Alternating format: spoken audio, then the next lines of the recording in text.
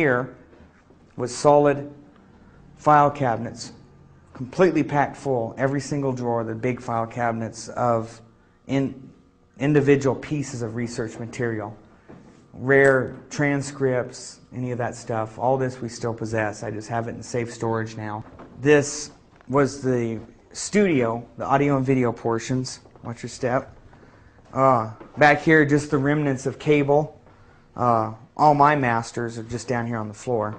Bills are all preserved in a safe place. Those are just the masters of all my broadcast. And in here was audio and video setup and all our duplication, order fulfillment. And here is the famous microphone that Bill loved so much and talked about on the air, the RCA tube mic, right here. He really liked this microphone a lot. From when he got it, that's all he used on the broadcast. How old is it? Oh, 40s. This is one of his Vietnam service medals. Now, some of his were just destroyed over the years moving. So he had put together this batch prior to his death because he wanted to kind of make it an assemblage of the medals that were over there at the time that people were earning for the Qua Viet website. And this one's the Republic of Vietnam's service medal. Here's the commendation medal. And above me you see the ribbon that you wear. This is really for decorative purposes only. And historical, really, you don't ever wear these except for when they're pinned on you and you take them off. This one right here is Naval Service. And here is National Defense Service Medal. These, some of these pieces down, well, all these pieces down here were some of Bill's favorites that he had in his work area on display. That was his Say No to the UN plaque he got from the Lansing, Michigan speech. That tape will be familiar to many in the audience. Because when I'm here, I'm just Bill Cooper. I'm talking to you from my heart. When I'm on the radio, I am on a mission. And that mission is to slap people upside the head and wake them up and even make them hate me, if that's what it takes to get them to go examine what I'm telling them to find out that it's right. You see, I don't care how it's done as long as they wake up. And if I have to be the bad guy that they're going to hate for the rest of their life, that's okay with me if I wake them up. And Bill of Rights from a very old print, and they fixed it to that wood placard and gave that to him, some of his friends.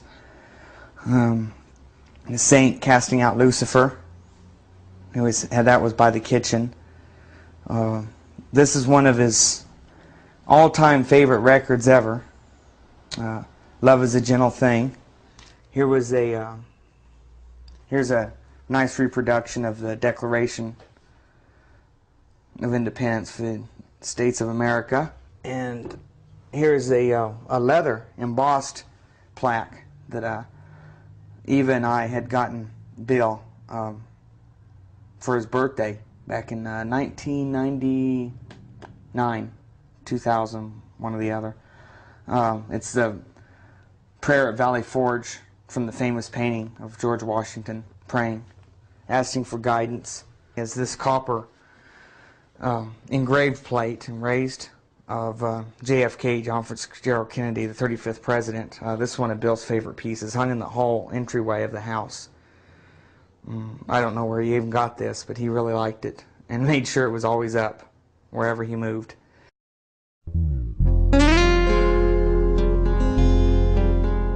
The story of how I came upon this site is a unique one.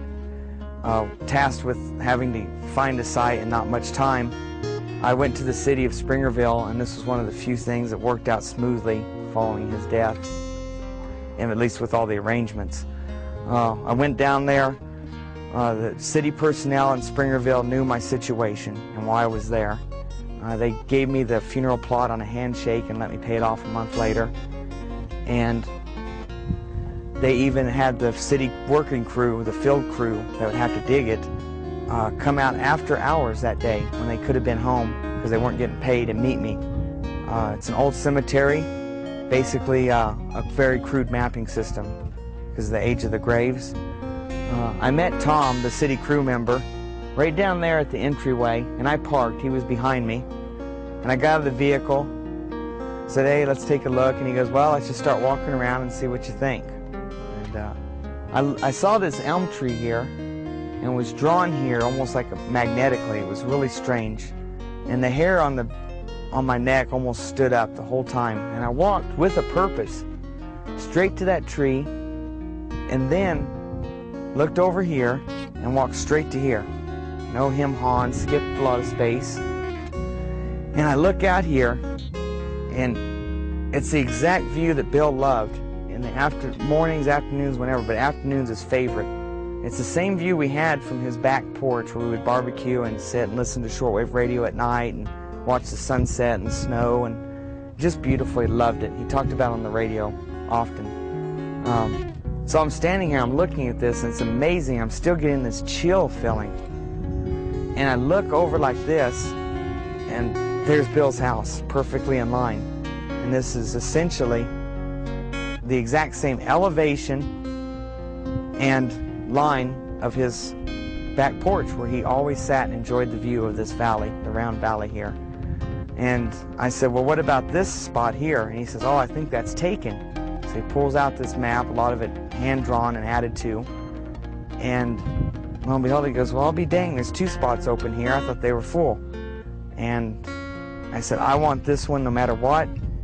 The gentleman, Tom, he circled the area with cones and parked a vehicle here and notified the city crews that no one wanted to get this spot because it was for Bill. And that's pretty much how it happened.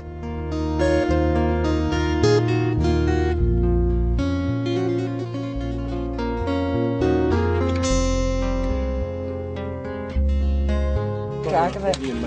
Here's North Carolina. Okay, so there's at least Okay, a description of North what's Carolina being put down now. writing down what's the most close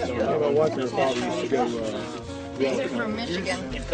Okay, now we're getting ones. Petoskey stones. Petoskey stones from Michigan. Yeah, they're from I believe this also came from Lisa. It's from a rock from Washington State. Where's that one from? Vermont. Both? Yes. Tumbled flint from Ohio. Flint Ridge, actually, no less. This is from Chicago, Illinois. Cracked around already. It is a geo. Oh, Look at that. wow.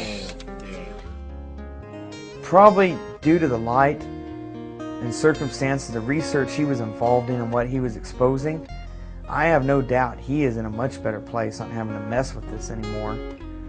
And but he left behind a huge hole in society and this whole genre of research that cannot be filled by anyone else, at least that I've ever ran into in this field or expect to run into.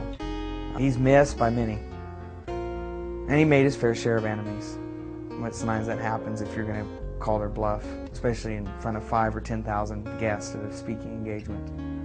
Ideally, we hope the Hour of the Time will continue forever, or at least as long as Doyle and I are around, which is going to be a good long time.